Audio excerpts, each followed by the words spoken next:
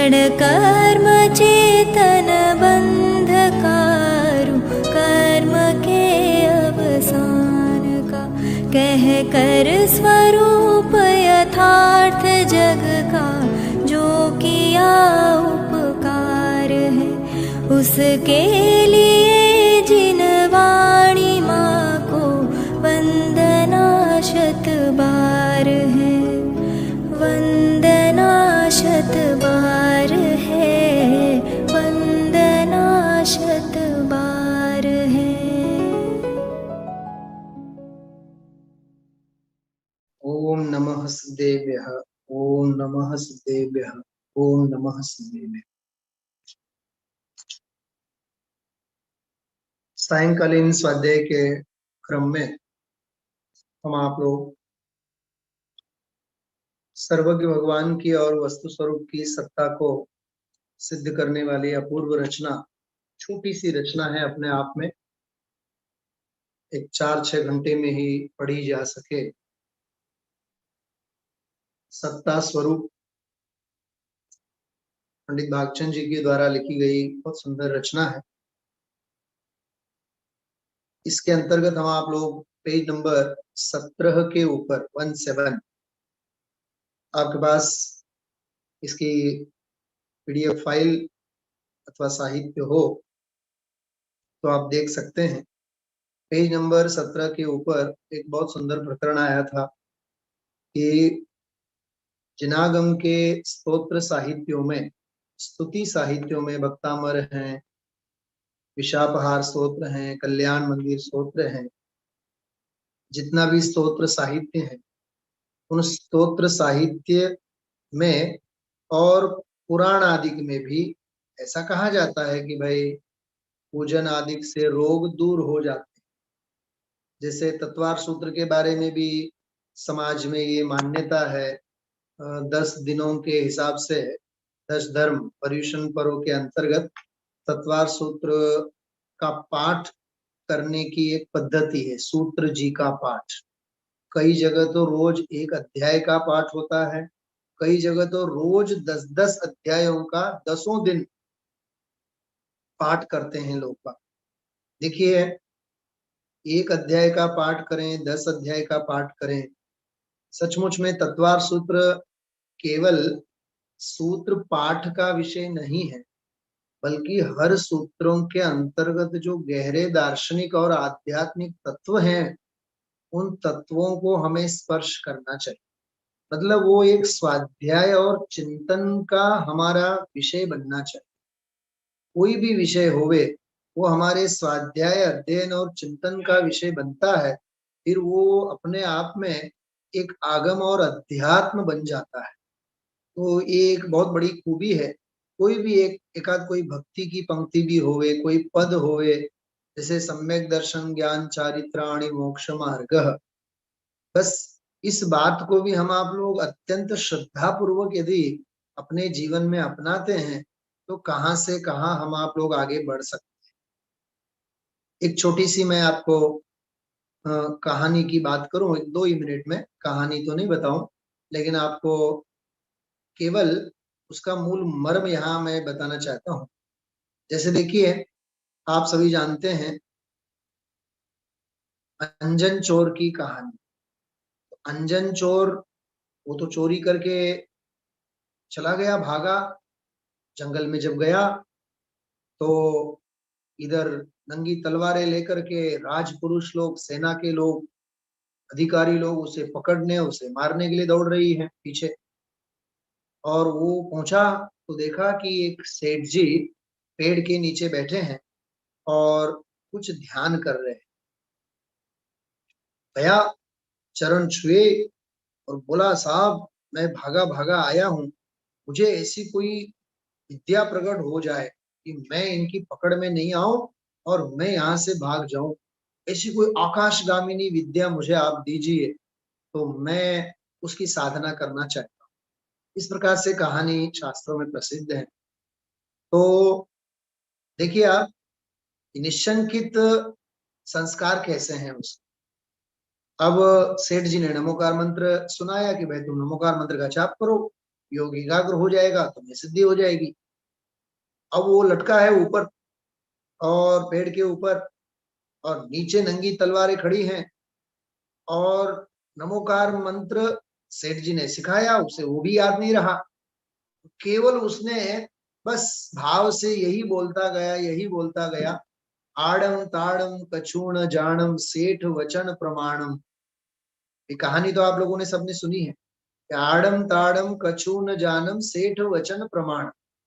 अब वो नमो अरहंताणम नमो सिद्धाणम ये भी उसे याद न रहा, लेकिन सेठ जी जो मुझे बता रहे हैं, सिखा रहे हैं, वह कोई अलौकिक वस्तु। सुनना, बहुत मार्मिक बात है कि नमोकार मंत्र भी याद न रहे, लेकिन सेठ जी जो कह रहे हैं उस बात के ऊपर उसका विश्वास कितना है। बात समझ में आ रही है आप लोगों को? हाँ, कहने का मतलब ये है कि श्रद्धा और विश्वास बहुत बड़ी चीज होती है। तो सर्वज्ञ के ऊपर श्रद्धा का होना, वस्तु वस्तु स्वरूप के ऊपर श्रद्धा का होना, ये सच में मैं तो कहता हूं, श्रद्धा आत्मार्थी की सबसे बड़ी पूंजी होती है। क्या कहा? श्रद्धा आत्मार्थी की सबसे बड़ी पूंजी होती। श्रीमद जी ने तो अपने साहित्य में ऐसा लिखा है, जिसने तेरी श्रद्धा लूटी उसने तेरा सब कुछ लूट लिया। सुमेर काका, जिसने हमारी श्रद्धा को लूट लिया उसने सब कुछ लूट लिया। श्रद्धा के लुटेरे सबसे बड़े लुटेरे, ऐसा लिखा है श्रीमद जी। इसलिए हमारी श्रद्धा देव गुरु धर्म आगम और अध्यात्म के अनुसार बनी रहनी चाहिए। जैसे देखिए आप, ये मेरे पास अभी साहित्य तो नहीं है, टैबलेट में है मेरे पास, ये जो गुजराती जो स्तवन मंजरी पुस्तक आता है ना, स्तवन मंजरी, उसमें बहुत बढ़िया बात आती है। मैं आपको 2 ही मिनट में आपको निकाल के मैं बताता हूँ, बहुत सुंदर है। कि उसमें धर्मनाथ भगवान की वंदना है 24 तीर्थंकर की स्तुतियों में। यहाँ की माता बहनों को तो सब याद ही है, मुझे भी याद है, लेकिन बीच में कोई पंक्ति न भूल जाऊं इसलिए मैं वो देख रहा हूं इसमें। देखिए, धर्मनाथ भगवान की वंदना है, 15वें तीर्थंकर, क्या लिखा है, मतलब श्रद्धा की बात देखिए आप। संसाराम्भो निधि जल विषय तो हूँ जिनेन्द्र। अनादि काल से संसार रूपी सागर में मैं गोता खा रहा हूं, मैं डूब रहा हूं। संसाराम्भो निधि जल विषय तो हूँ जिनेन्द्र। तारो सारो सुख कर भलो। एक बस आपका ही अत्यंत सुखदायक धर्म पाम्यो मुनीन्द्र। देखो, कोई तर्क की, न्याय की, दर्शन की, अध्यात्म की कोई बड़ी बात नहीं है, केवल भक्ति में आप सादाई देखिए। आप सादाई में भी निर्मलता, सादाई में भी गहराई, और सादाई में भी ऊंचाई, बहुत मार्मिक बात। तारो सारो सुख कर भलो। आहा, भला जो धर्म है, तो सुखदायी धर्म है।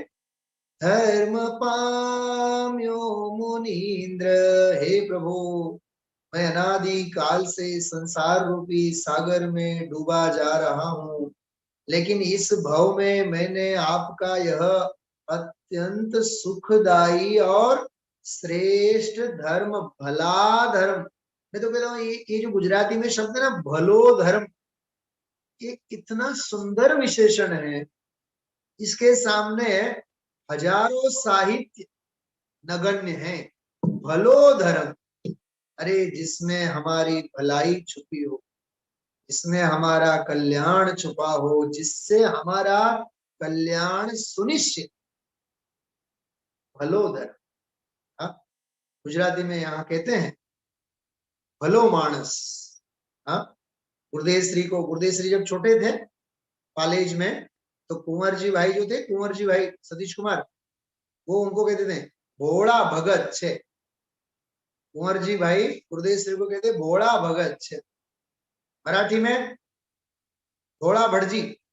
हाँ हाँ, भोड़ा भटजी, भोले भोले राम। हाँ, नाम सुना होगा भोले राम, मतलब बहुत सीधे साधे। ये बहुत सादाई की भी अपने आप में बहुत बड़ी कीमत होती है। सच में तो सादाई में श्रेष्ठ सौंदर्य होता है। क्या कहा? सादाई, जो सिंपल लिविंग बोलते हैं ना, सिंपल लिविंग, हाई थिंकिंग, अरे सादाई में सच्चा सौंदर्य होता है। रावण के महलों में रहने वाली, जबकि अशोक वाटिका में रावण के आधिपत्य नहीं है ना, तो रावण के अशोक वाटिका में बसने वाली, रहने वाली सीता जी महीनों तक न खाना न पीना, न नहाना न पीना, न ओढ़ना, न श्रृंगार, फिर भी बोलो वो सौंदर्यवती है कि नहीं? सुंदरता है कि नहीं उसके पास? क्या है सौंदर्य की वस्तु? शील है, शील। शील ये सौंदर्य। स्त्री के लिए शील तो सौंदर्य होता है। भगवती आराधना की मैंने बात कही थी, कुछ माता बहनों को तो शायद ये बात नहीं जचेगी, हाँ, क्योंकि सब पश्चिमी सभ्यता की है ना माता बहने, मॉडर्न मॉडर्न मिसेस, हाँ सारी। भगवती आराधना में लिखा है, जैसे सौभाग्यवती स्त्री, सुना क्या बोल रहा हूं मैं?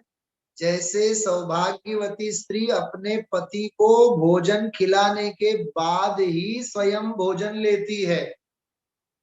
ये 2021 की माता बहनों को ये सूट नहीं करता है, क्योंकि बहुत पुरानी बात हो गई ना। हाँ, तारे जमी लेजे પછી હું पहला जमी लू છું, મને भूख लागी छे। हाँ, तू तुकार से बोलने की जो आदत है, हाँ, समझाए छे बधाई ने। तो जैसे सौभाग्यवती स्त्री पहले पति परमेश्वर को आहार मतलब भोजन खिलाती है, बाद में स्वयं भोजन लेती है, ठीक उसी प्रकार एक सदगृहस्थ और श्रावक मुनिराजों को आहार दान देता है, उसके बाद स्वयं भोजन लेता है। ऐसा लिखा है भगवत गीता।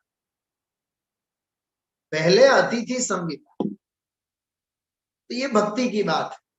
ये भोलापन चाहिए सच में, देखो भबकापन नहीं चाहिए, भोलापन चाहिए। समझ में आ रही बात है? हाँ, धर्म की आराधना में तो जितनी सादाई उतनी श्रेष्ठता। तो बोलो सीता जी के पास सौंदर्य है कि नहीं?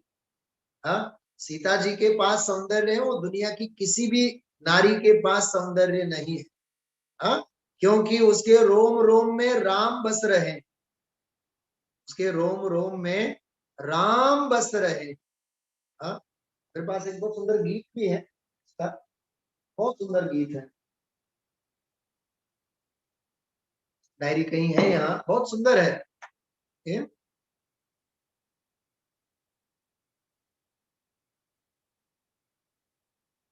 अरे जिसके रोम रोम में राम बसते हो, ऐसे ही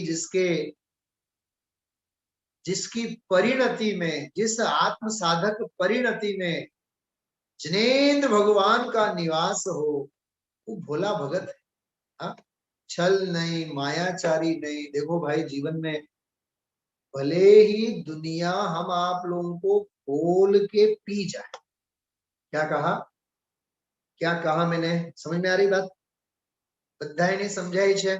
सारी दुनिया हमें घोल के पी जाए, सुमेर काका, लेकिन कभी अपनी सादाई नहीं छोड़, अपनी सज्जनता नहीं छोड़ना। हाँ, छल मायाचारी करना ये तो दुनिया का धर्म है, और छल मायाचारी और लोभ प्रलोभन आदि के प्रलोभन में आकर के न्याय मार्ग को नहीं छोड़ना, ये हमारा जन्म सिद्ध अधिकार है। हाँ, कभी है ना जिनेंद्र रचना में, मेरी भावना में है वो, न्याय मार्ग से पद डिगने न पावे, न्याय मार्ग से मैं विचलित न हूं, भलो भोला भोला। देखो क्या करें, संसाराम संसाराम्भो निधि जड़ विषय उड़ तो जिनेन्द्र, तारो सारो सुख कर भलो, धर्म पाम्यो मुनीन्द्र, लाखों यत्नो, देखो ये धर्म की श्रद्धा, लाखों यत्नो यदि जन करे, दुनिया के लोग, अरे मेरी पत्नी करे, मेरे बच्चे करे, हाँ मेरे माँ बाप करे, मेरे सगे संबंधी करे, लाखों यत्नो यदि जन करे, तो ये नाते छोड़ो। अरे प्रहलाद बनो, प्रहलाद,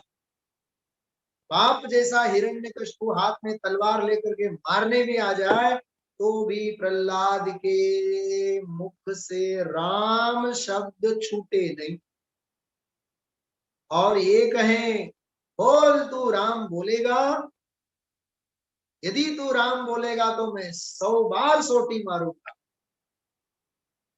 प्रहलाद कहता है आपने क्या कहा, बोल तू राम बोलेगा, पिताजी धन्य है आप, मुझे मना करने के बहाने भी आपके श्रीमुख में यदि राम शब्द आता है तो मैं 100 बार नहीं 1000 बार सोटी खाने के लिए तैयार हूं। ये होती है श्रद्धा। हाँ ऐसा नहीं गंगा गए गंगा दास, जमुना गए जमुना दास।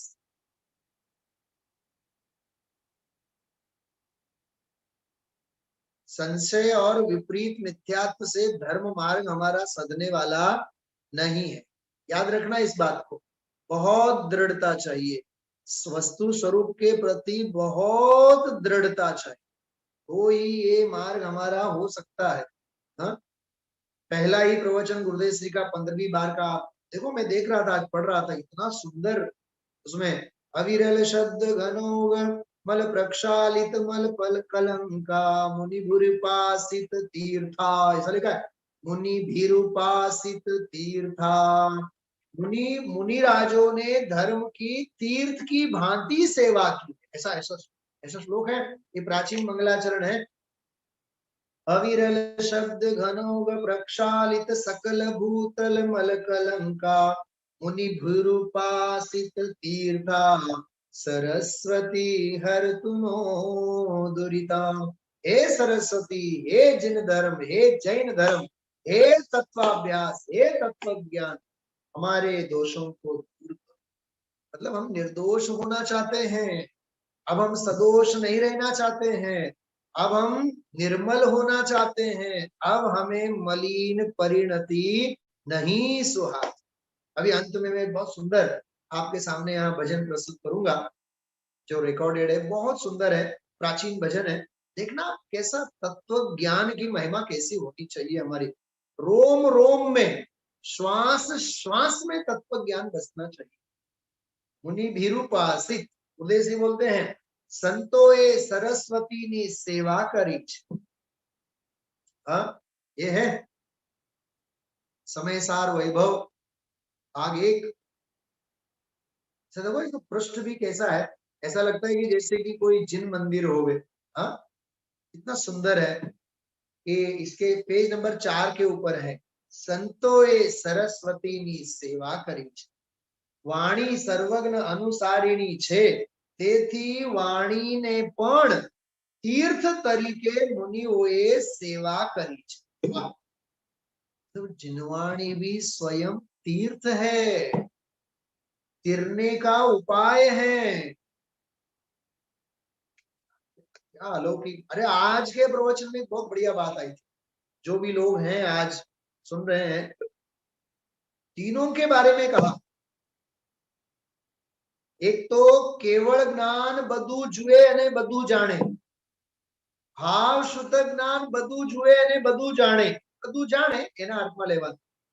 अनंत धर्मणस्तत्वं पश्यन्ति प्रत्यगात्मनः, ये कलशनो अर्थ आजे पण थोड़ो कर्यो ने, एमां કેટલી સરસ વાત, कितनी बढ़िया बात कही एक तो केवल ज्ञान सब कुछ को देखता है, और एक भाव शुद्ध ज्ञान सब कुछ देखता है। द्रव्य है, गुण है, पर्याय है, अनंत ज्ञान है, ये भाव शुद्ध ज्ञान में आता है। क्या गजब की बात। और वाणी भी सब कुछ देखती है। मतलब देखो, वाणी, वाणी को किसके साथ बिठाया? केवल ज्ञान के साथ बिठाया। हाँ, आप लोगों ने सम्यक ज्ञान चंद्रिका पढ़ी होगी। सम्यक ज्ञान चंद्रिका टीका जो है, उसके प्रस्तावना में सम्यक अपने टोडरमल जी साहब ने शास्त्राभ्यास के 10 लाभ गिनाए।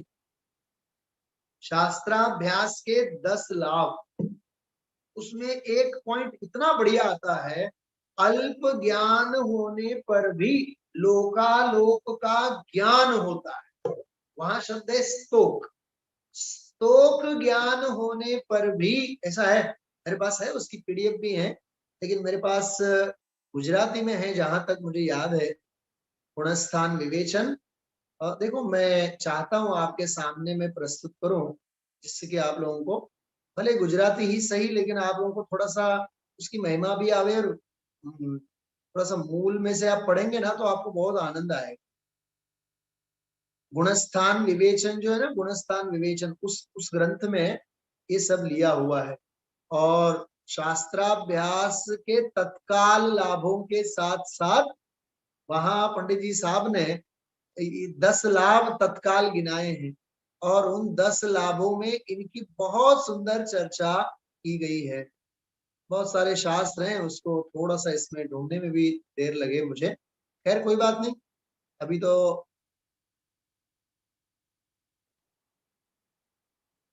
चलिए, आप लोगों को समझ में आ गया। देखो, शास्त्राभ्यास की महिमा, परंपरा से मोक्ष की तो प्राप्ति होगी ही होगी, लेकिन तत्काल इतने लाभ होते। शास्त्राभ्यास के तत्काल लाभ में 10 लाभ गिनाए हैं, उसमें एक लाभ ये भी है, चौथा पांचवा है, स्तोक ज्ञान होने पर भी, अल्प ज्ञान होने, स्तोक मतलब अल्प, अत्यल्प, अत्यल्प ज्ञान होने पर भी लोकालोक का ज्ञान होता है। ऐसे कैसे होता है? अरे लोकालोक है, ऐसी श्रद्धा हुई है कि नहीं श्रद्धा में, और ज्ञान में भी ये जाना ना कि लोकालोक है, तो लोकालोक है ये जाना, और श्रद्धा में भी स्वीकार हुआ, तो भाव शुद्ध ज्ञान में लोकालोक का ज्ञान। इसको बोलते हैं शुद्ध ज्ञान की सर्वज्ञता। क्या कहा मैंने? नहीं समझ में आया? इसको बोलते हैं शुद्ध ज्ञान की सर्वज्ञता। बहुत अलौकिक बात है ये, अंदर श्रद्धा का सारा खेल है। वहां कितना बढ़िया, देखिए आप, हे जिनेन्द्र भगवान, धर्मनाथ भगवान, मुझे देखो, धर्मनाथ भगवान की वंदना में लिखा कि आपका मुझे धर्म मिला। अब दुनिया के कोई भी लोग मुझे यदि कहें कि धर्म से च्युत हो, मैं 3 काल में धर्म से च्युत होने वाला नहीं हूं। ये क्या मतलब श्रद्धा, देखिए कैसी है। हाँ, फिर एक बार मैं गाता हूँ, सुनिए आप लोग। संसाराम्बो निधि जल विषय, उड़तो हूँ जिनेन्द्र, तारो सारो सुख कर भलो, धर्म पाम्यो मुनीन्द्र।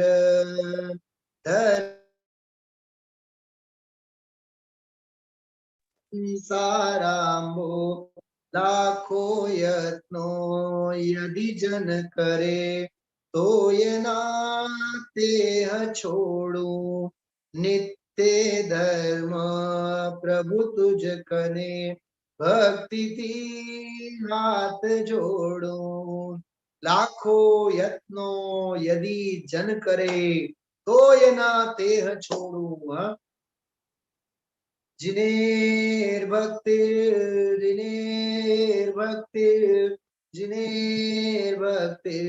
दिने दिने, सदा मेस्तु सदा मेस्तु, सदा मेस्तु भवे भवे।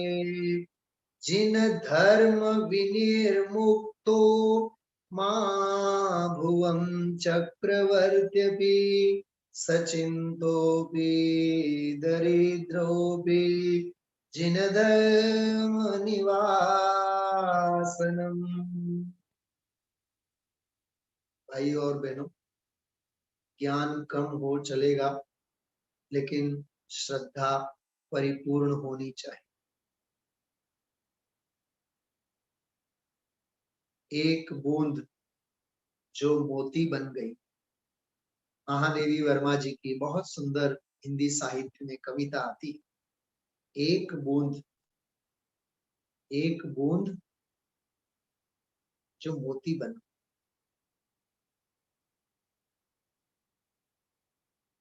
बादलों में से छूटी हुई जो बूंद है, वो जब नीचे आ रही है तो सोच रही है मैं कहाँ जाऊं। यदि मैं किनारे पे गरम जो रेती है, गरम जो बालू है, रेती है, उसके ऊपर मैं पड़ूंगी तो रेती तो गरम है, मैं जल भुन करके खाक हो जाऊंगी। फिर वो सोचती है कि नहीं, मुझे समुद्र की रेती के ऊपर तो नहीं ही गिरना है। तो फिर सोचती है कि मैं क्या करूं। मैं तो छीप में, छिपले होते ना, उस छीप में जाकर के गिरूं, जिससे कि मैं स्वयं मोती बन जाऊं। फिर उसे विचार आए, यदि मैं मोती बन जाऊंगी तो कोई ना कोई लोभिया व्यापारी इस शंख के पेट में से मैं मुझे ले जा करके मुझे बेच देगा और मेरा जीवन और खत्म हो जाएगा। मैं बनना तो चाहती हूँ मोती, लेकिन नहीं, मुझे कुछ और बनना है, मुझे अपने आप के अस्तित्व को बनाए रखना है। तो मोती बनने के लिए निकली बूंद ये सोचती है, मैं क्यों ना समुद्र में ही मिल जाऊं, क्योंकि समुद्र में मैं मिल जाऊंगी तो सारा जीवन में सुरक्षित रहूंगी और बूंद के नाम से नहीं, मैं समुद्र के नाम से जानी जाऊं। और बूंद आती है, सीधा समुद्र में गिर जाती। क्या ये कविता हम आप लोगों को क्या सिखा? अरे हम आप लोगों को प्राप्त जो ज्ञान है वो विषय भोगों आदि के गरम, हाँ, रेती के ऊपर तो पड़ा ही हुआ है जो प्राप्त ज्ञान है। 22 घंटे 23 घंटे धंधा व्यापार। हाँ, मुझे तो सच में आज विचार आ रहे थे, सरकार ने ये नक्की किया ना कि भाई अब 3 बजे नहीं 6 बजे तक दुकानें चलेंगी, तो व्यापारियों को दुख होता होगा कि आनंद होता होगा? प्रकाश भाई, वैभव क्रिएशन, हाँ, 3 बजे तक था ना टाइमिंग, शायद आज या कल से 6 बजे हो गया, तो व्यापारी को तो लॉटरी लग गई ना। आरू थयु आपड़े, 3 ની જગ્યા આવે 6 વગાડી दी। मतलब आप सोचने का तरीका। एक व्यापारी ये भी सोच सकता है कि चलो अच्छा था 3 बजे तक था, घर में आकर के 1 आध घंटा आराम करके 2 घंटा स्वाध्याय करेंगे। सोचने का तरीका। और जो लोभी वृत्ति वाला होगा, जिसे स्वाध्याय में मन नहीं लगता है, जिसे पढ़ने में मन नहीं लगता है, वो तो यही सोचेगा, वाह अच्छा हो गया, ये तो 3 की बजाय तो 6 हो गया। तो आप देखो अवसर तो सामने है तुझे स्वाध्याय अध्ययन आदि के लिए, लेकिन तेरा सोचने का तरीका क्या है इसके ऊपर निर्भर है। तो तुझे जो प्राप्त ज्ञान की पर्याय है वो 5 इंद्रिय के विषय भोग संसार शरीर और भोगों आदि में उद्देश्य कहते हैं। हाँ, કલાક 2 કલાક તો બાયડી છોકરાઓને હાચવવામાં જાય, 7 8 10 કલાક તો ધંધા વ્યાપારમાં જાય, રળવામાં જાય, 2 4 6 કલાક વિષય ભોગોમાં જાય, 2 4 કલાક તો બાયડી અને છોકરાઓને રાજી કરવા। बस पूरा हो गया दिन, इसके दिन ही पूरे हो गए। इसलिए भाइयों और बहनों, जीवन में बहुत गहराई से, बहुत जिसे अपन कैसे कह सकते हैं कि बहुत आनंद से और आनंद पूर्वक हम आप लोगों को जीवन जीना चाहिए। और जीवन जीते समय हम आप लोगों को बहुत वैराग्य और तत्वमय जीवन जीना चाहिए। इसलिए आप लोग इस बात को सोचिएगा, विचारिएगा कि मुझे मेरे जीवन में आनंद दाता कौन है। समझ में आई बात? हाँ, देखो ये एक वाक्य देखिए आप, छोटा सा वाक्य लेकिन बहुत बढ़िया है। कष्ट और विपत्ति मनुष्य को शिक्षा देने वाले श्रेष्ठ गुण है। हाँ? अब हम कष्ट को और विपत्ति को शिक्षा देने वाले, मतलब हमें बोध पाठ सिखाने वाले श्रेष्ठ गुण कहाँ समझते? हाँ, कष्ट और विपत्ति मनुष्य को शिक्षा देने वाले श्रेष्ठ गुण हैं। जो व्यक्ति साहस के साथ उनका सामना करते हैं वे सदैव सफल होते हैं। अरे कष्ट आते हैं तो आने दो, विपत्तियां भी आती हैं तो आने दो, सामना करो उसका। हाँ? अभी अपूर्व अवसर में भी वही विषय चल रहा है, बहु उपसर्ग करता प्रत्येपण, हाँ, क्रोध नहीं, वंदे चक्री तथापि न मरे मान जो। अरे कषाय की ग्रंथियों को छोड़ो, कषाय से आज तक न किसी का भला हुआ है और न कभी किसी का भला होगा। एक वाक्य था पंडित जी साहब का, हाँ, याद होगा आप लोगों को, कषाय हमें कहीं रहने नहीं देंगी और कहीं का रहने नहीं देंगी। क्या कहा? कषाय हमें कहीं रहने नहीं देंगी और कहीं का रहने नहीं देंगी। कषाय से आज तक किसी का भला हुआ नहीं है भाई। निष्कषाय वीतराग भाव से रहो। तो पांच इंद्रिय विषय भोगों आदि में जो प्राप्त ज्ञान हमारा बर्बाद तो हो ही रहा है। हाँ, इतना सा ज्ञान है और पांच इंद्रिय के विषयों में जा रहा है। और वही यदि देव गुरु धर्म आदि में लग जाएगा, सुनिए ध्यान से, देव गुरु धर्म आदि की भक्ति उपासना आदि में, शास्त्र स्वाध्याय चिंतन मनन आदि में लगेगा तो ये मोती बन जाएगा। हाँ, स्वर्ग आदि की रिद्धि मिल जाएगी, साथी से तत्व ज्ञान मिलेगा, तत्व ज्ञान के संयोग मिल जाएंगे, सम्यक दर्शन ज्ञान चारित्र आदि के अवसर मिल जाएंगे। हाँ, समझ में आ रही बातें? मार्ग मिल जाएगा, अवसर मिल जाएगा, साथी से पुण्य के प्रसंग मिल जाएंगे, जगत की आपदाओं से बच जाएंगे। लेकिन पुण्य के प्रसंगों में तो कम से कम अभी संयोग ही मिलेंगे ना इसको। ये प्राप्त ज्ञान को केवल देव गुरु धर्म आदि की भक्ति भावनाओं में हम लगाएंगे तो मिलेंगे तो संयोग ही ना, स्वभाव तो नहीं ना। क्या कहा मैंने? वो जो बूंद रेती में गिरने का कार्यक्रम कैंसिल करती है, तो विषय भोगों आदि में हमें ज्ञान को नहीं बढ़ाना है। और वह बूंद जो छिप में भी जाने का प्लानिंग जो था उसको भी कैंसिल करती है, क्योंकि मोती भी बन जाए तो भी चुरा तो कोई ना कोई लेगा ना। ऐसे ही स्वर्गाधिक की प्राप्ति होगी ना, देव गुरु धर्म आदि के प्रति यदि भक्ति भाव में ही यदि मन लगा रहे तो। आज समझ में आ रही? बहुत सुनना, समझना इस बात को। तो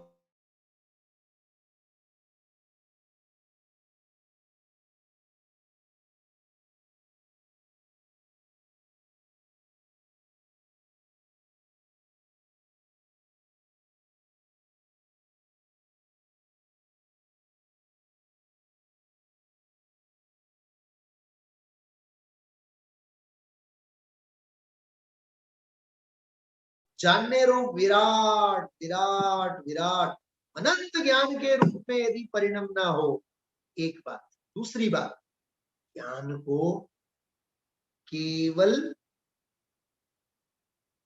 ज्ञान बने रहना। क्या कहा मैंने? थोड़ा रुक रुक करके बोल रहा हूं मैं। ज्ञान को केवल मात्र ज्ञान ज्ञान ज्ञान ज्ञान ज्ञायक स्वभाव के रूप में यदि इसको बने रहना होवे तो ज्ञान को अपने ज्ञान स्वभाव में ही लीन करना होगा। ये है असली ज्ञान का कर्तव्य। इसको बोलते हैं ज्ञान से ज्ञान का भेद ज्ञान। क्या कहा? ज्ञान से ज्ञान का भेद ज्ञान। जैसे वो बूंद कहाँ गई? समुद्र में डूब गई और स्वयं समुद्र बन गई। अब कभी उस बूंद का नाश नहीं होगा, उस समुद्र के रूप से जानी जाएगी। ऐसे प्राप्त ज्ञान भी ज्ञान स्वभावी आत्मा में यदि डूब गया तो ज्ञान ज्ञान ही रहा। ज्ञान अब न जल भुन करके खाक होने वाला है, न नरक निगोद आदि का कारण बनने वाला है। उस ज्ञान की जघन्यता अब खत्म हो गई। जो जघन्य ज्ञान बंध का कारण बनता था समय सार की भाषा। ये है असल में ज्ञान की, ये ज्ञान स्वभाव की। तो ये धर्म की महिमा इस रूप से अपने को सर्वज्ञोक्त, सर्वज्ञ कथित धर्म और सर्वज्ञ कथित आत्मा की सत्ता का हमें स्वीकार होना चाहिए। बराबर, समय हो रहा है अपने पास 3-4 मिनट। और एक बहुत सुंदर आपको एक प्राचीन भजन में सुनाता हूँ, सुनिए आप लोग, बहुत आनंद आएगा आप लोगों को। और एक एक पंक्ति को आप लोग सोचिएगा, क्योंकि बड़ी मेहनत से मैंने जानबूझ करके ऐसे प्राचीन भजनों की सारी शब्दों के माध्यम से आप लोगों के सामने ये प्रस्तुत मतलब करने का मैंने प्लानिंग करके काफी दिनों से सारा संकलन अपना चल रहा है। देखिए ये भक्ति स्क्रीन के ऊपर आप लोगों को दिख रही है। आकुल रहित हो ये इम निष्दिन कीजे तत्व विचारा हो, ये भी भागचंद जी साहब का ही भजन है, बहुत सुंदर है, आप लोग सुनिए।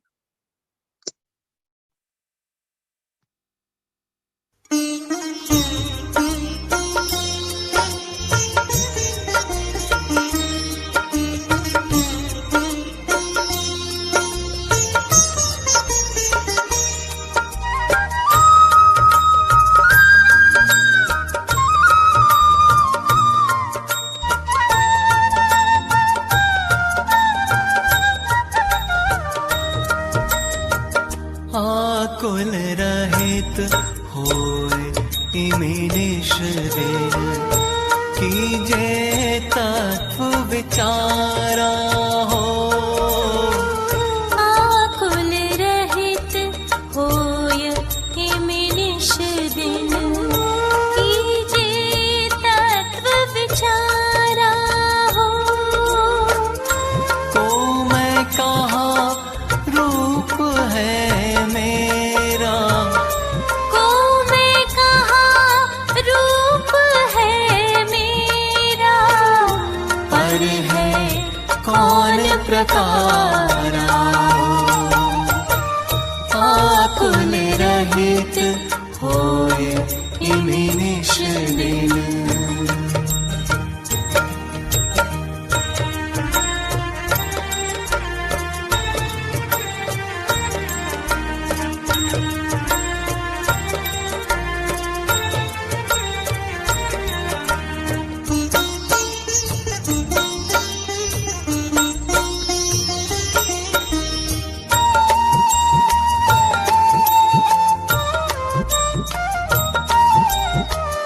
को भव कारण बंध कहाँ को, आश्रव रोकन हारा हो। को भव कारण बंध कहाँ को, आश्रव रोकन हारा हो। खिपत कर्म बंधन काहे सो, खिपत कर्म बंधन काहे सो। थानक कौन हमारा हो, थानक कौन हमारा हो। आकुल रहित होए इमे निष्दिन कीजे तत्व विचारा हो। आकुल रहित होए इमे निष्दिन।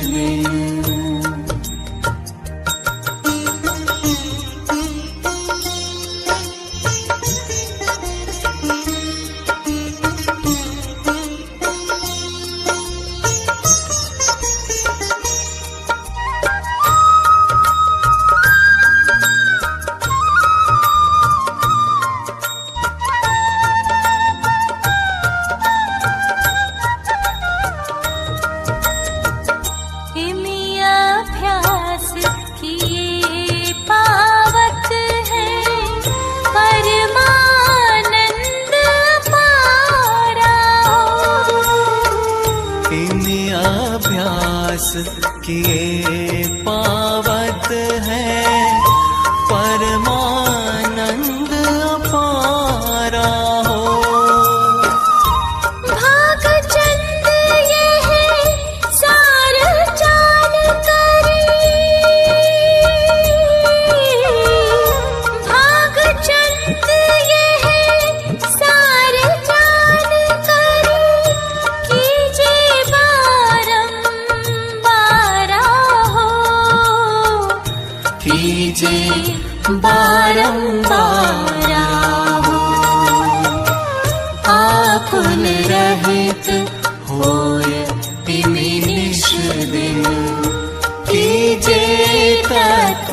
प्यारा हो। को मैं कहाँ रूप है मेरा, को मैं कहाँ रूप है मेरा, पर है कौन प्रकारा हो। आकुल रहित होए इमी निश दिन।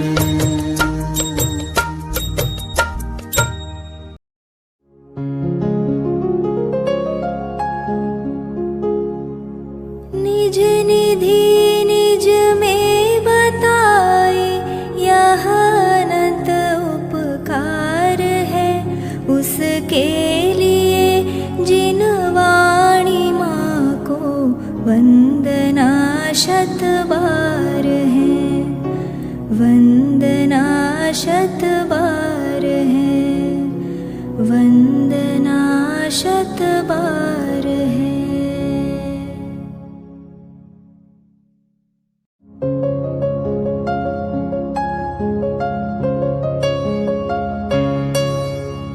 हे जिन वाणी भारती तो ही जपो दिन रैन, जो तेरी शरणा गहे सो पावे सुख चैन।